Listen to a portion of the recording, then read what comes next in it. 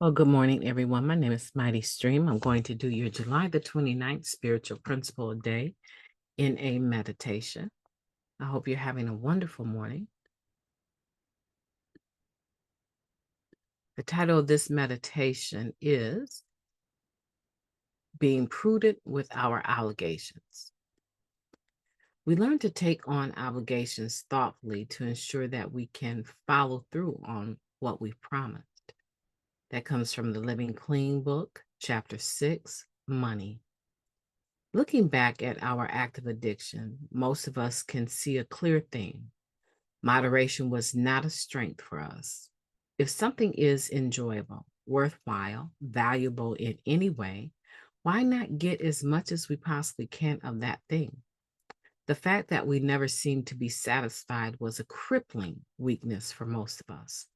We draw lines in the sand for ourselves over and over, and then we stumbled across them by doing things we said we would never do. In recovery, some of us find our lack of satisfaction can be almost like a hidden superpower. We raise the bar higher and higher for ourselves, leaping over past achievements by doing things we thought we could never do. Being difficult to satisfy can prompt some of us to achieve a lot in recovery. However, we are still addicts and we run the risk of spreading ourselves too thin.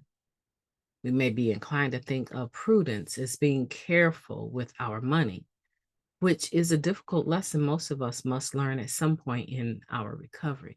However, prudence can apply to any resource we have, including our time and attention. One member found himself struggling to fulfill his NA commitments because people told me I could never say no to NA requests. He recalls his sponsor telling him, if you're feeling overcommitted, practice prudence by learning to say no to NA requests that get in the way of fulfilling other commitments you've already made. Our disease tells us if one is good, more is better. Prudence helps us to say no or not yet when that positive, fulfilling thing we want to do or be doesn't fit on our full plate. If we finish what we have, we can go back for seconds. I cannot be everywhere or do everything. I will practice prudence in my commitments by acknowledging my limitations. Let's take a moment of silence, followed by the we version of the Serenity Prayer. Moment of silence now, please.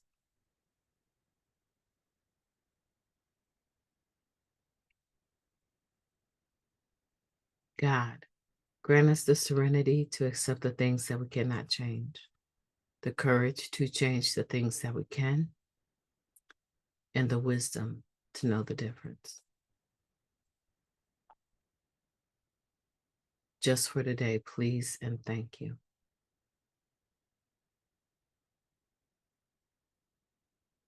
That is a powerful meditation.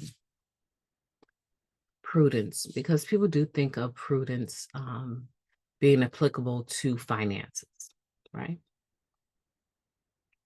Saving your money, using it wisely, putting some up for a rainy day, buying those things you need and not always those things that you want. However, the spiritual principle of prudence is a spiritual principle that can be applied to mostly anything, just like love, just like faith, hope, joy, peace.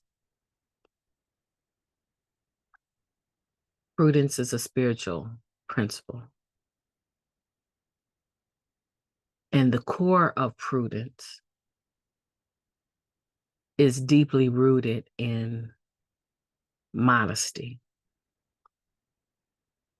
I would say humility, but I think it's more rooted in modesty. Having awareness of what your limitations are and only taking on what you can actually afford to take on. Applying prudence to time, and energy is important. Because a lot of times what happens is that people will guilt trip you into taking on more than you actually can handle. And in the moment of the uncomfortability, the time and attention, right, that is required to do whatever you're being guilt tripped into doing, sometimes you'll say yes when you actually mean no. And the actuality of it is you only have so much time.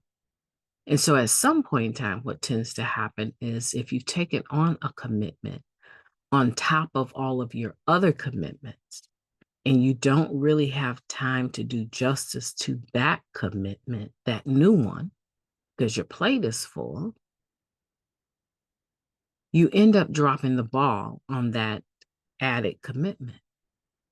And it becomes known to yourself and everyone affected by it that you really just don't have the time for it. I recently went through something like that where I took on the commitment because it was needed. Someone had to hold that responsibility. And I didn't really think it would be very time consuming because obviously I'm working on my master's degree in internship, right? And what I found was that because my plate was never clear, it was always full anyways. Everything related to this commitment just seemed to not always get all of me because I couldn't give any more of me, right? The day that I woke up and realized that who I owe, right? I owe God and I owe myself and I owe these children and my husband. That's who I owe in this world as it is now. Every other thing is icing on the cake. When I woke up with that realization, things began to change for me, right? My joy came back because I was now able to, anything that was extra, I was able to say that's extra, and I just can't do that, right? Even when it comes to sponsoring people, I put a limitation on what I can do and when I'll do it, right? If I'm sponsoring someone, I'm still committed to that. If you're committed to it. But if you're not committed to it, then I'm not committed to it, right? I don't get to sponsor you if you're not being sponsored, right? So I've learned that what I can change, I change. And when I say yes to something, I truly mean it. But I also truly mean it when I say no to something because I need to maintain that level of self-integrity and loyalty and responsibility to all of the other stuff that I've ever said yes to that's still on my plate. And when those things get removed off of my plate, I was talking to someone and I was saying, yeah, Wednesday is a horrible day, right? For anything, because I start out super early. As you see, it's 5:16 and I'm on my second podcast. I start out in the studio super early on Wednesday. I don't sleep any sooner than 11 o'clock at night because class gets out at 10 p.m., right? It's a super long day. And generally, what has happened is that because of poor time management, I have tons of homework that's actually due by 6 p.m. before I go into class. So Wednesday is usually a day where I'm digging in the books, trying to figure out what references to use if I have to do some sort of taping for class. Um, it would be a lot easier. Like today is a beautiful weekend, beginning a beautiful weekend. if I would just tackle some of those things that need to be done before class on Wednesday. And I will. I think I'll be further ahead this week than I was last week. But I just figured out there's only so much time. And if I say yes to something on Wednesday, I really am already thinking about how hard it's going to be to actually fulfill that. And so I try not to commit to anything on Wednesday, right? And so recently, my calendar had to clear out so that I could have time to, or not have time, but have an office actually to see the clients, right? I was struggling with getting offices available so that I can actually see the clients that are scheduled. So I just decided, you know what? Let me just clear this particular, it's inconvenient anyway. Why not just clear the calendar completely off so I don't have to worry about that? But you know what always happens? There's those individuals that they cannot budge their time, right? They can't. And you already made the commitment to see them on that day. So what do? Yeah, clearing my calendar sounds wonderful, but it's impossible to completely clear it, which means I still need to drive a certain length of distance to get to the center to counsel. And if I'm going to be there, I may as well be invested, right?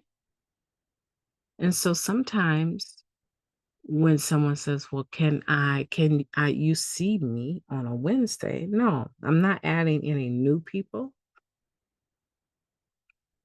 And those that absolutely cannot adjust, I will continue to see them on that day. But I am the one that has the plate that is full. They may too, they may also have a full plate.